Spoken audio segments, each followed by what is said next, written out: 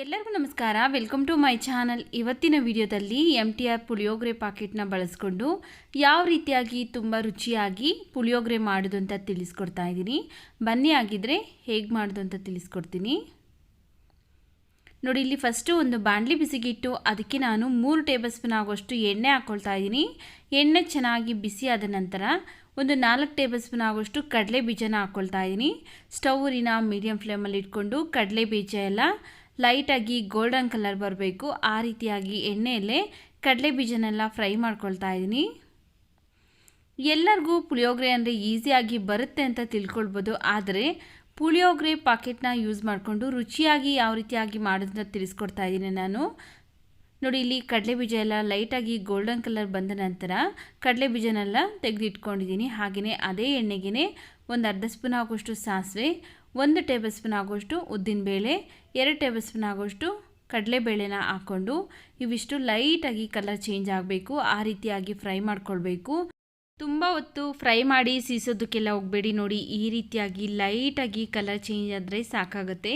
ಈಗ ಇದಕ್ಕೆ ನಾನು ಸ್ವಲ್ಪ ಹಸಿ ಕರಿಬೇವಿನ ಸೊಪ್ಪು ಹಾಕ್ಕೊಳ್ತಾ ಇದ್ದೀನಿ. ಹಾಗೆಯೇ 1 ಗಡ್ಡೆ ಬೆಳ್ಳುಳ್ಳಿನ ಜಜ್ಜಿಬಿಟ್ಟು ಹಾಕ್ಕೊಳ್ತಾ ಇದ್ದೀನಿ. 2 ಬ್ಯಾಡಗಿ ಮೆಣಸಿನಕಾಯಿನ ಕಟ್ ಮಾಡಿ ಹಾಕ್ಕೊಳ್ತಾ ಇದ್ದೀನಿ. ಹಾಗೆಯೇ ಖಾರಕ್ಕೆ ತಕ್ಕಂತೆ ಖಾರದ ಮೆಣಸಿನಕಾಯಿ ಒಂದು 4 ಒಣಗಿರುವಂತಹ ಖಾರದ ಮೆಣಸಿನಕಾಯಿನ ಹಾಕ್ಕೊಂಡು ಫ್ರೈ ಮಾಡ್ಕೊಳ್ತಾ ಇದ್ದೀನಿ.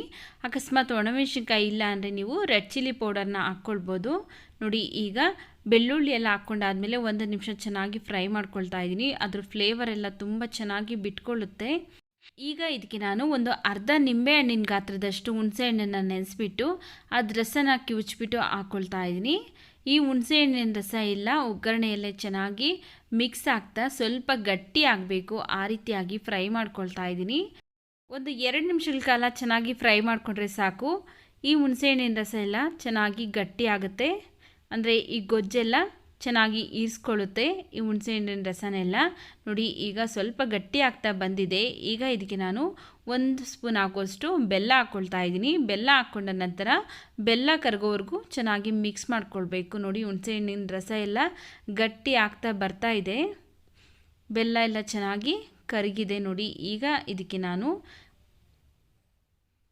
MTR ಪುಳಿಯೋಗರೆ ಪಾಕೆಟ್ ಬರುತ್ತಲ್ಲ, ಅದು 10 ರೂಪಾಯಿದು ನಾನಿಲ್ಲಿ 2 ಪಾಕೆಟ್ನ ಯೂಸ್ ಮಾಡ್ಕೊಳ್ತಾ ಇದ್ದೀನಿ. 2 ಪಾಕೆಟ್ನ ಓಪನ್ ಮಾಡಿಕೊಂಡು ಈಗ ಇದೇ ಗೊಜ್ಜಿಗೆ ಹಾಕ್ಕೊಳ್ತಾ ಇದ್ದೀನಿ.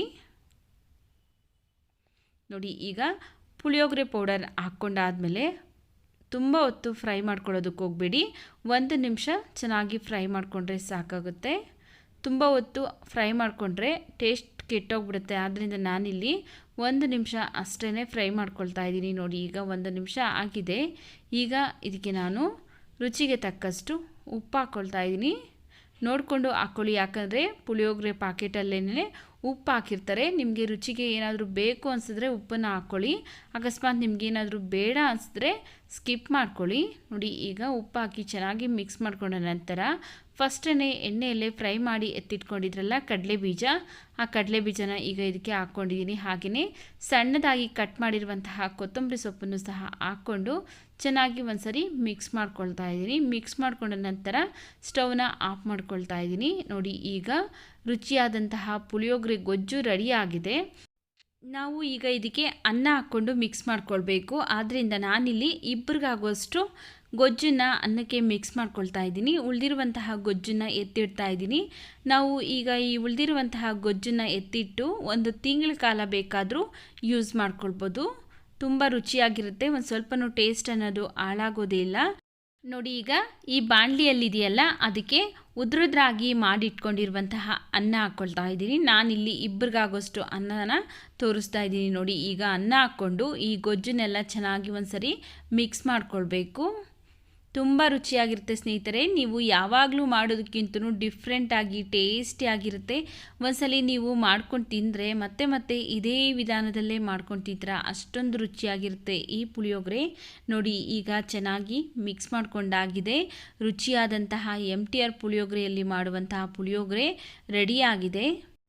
ಈ ವಿಡಿಯೋ ನಿಮಗೆ ಇಷ್ಟವಾಗಿದೆ ಅನಿಸಿದ್ರೆ ಈ ವಿಡಿಯೋಗೊಂದು ಲೈಕ್ ಮಾಡಿ. ಈ ವಿಡಿಯೋವನ್ನು ನಿಮ್ಮ ಫ್ಯಾಮಿಲಿ ಫ್ರೆಂಡ್ಸ್ಗೆ ಶೇರ್ ಮಾಡಿ. ನಮ್ಮ ಚಾನಲ್ಗೆ ನೀವಿನ್ನೂ ಸಬ್ಸ್ಕ್ರೈಬ್ ಮಾಡ್ಕೊಳ್ದೆ ನೋಡ್ತಾ ಇದ್ದರೆ ಪ್ಲೀಸ್ ನಮ್ಮ ಚಾನಲ್ಗೆ ಸಬ್ಸ್ಕ್ರೈಬ್ ಮಾಡಿ, ಸಪೋರ್ಟ್ ಮಾಡಿ ಸ್ನೇಹಿತರೆ.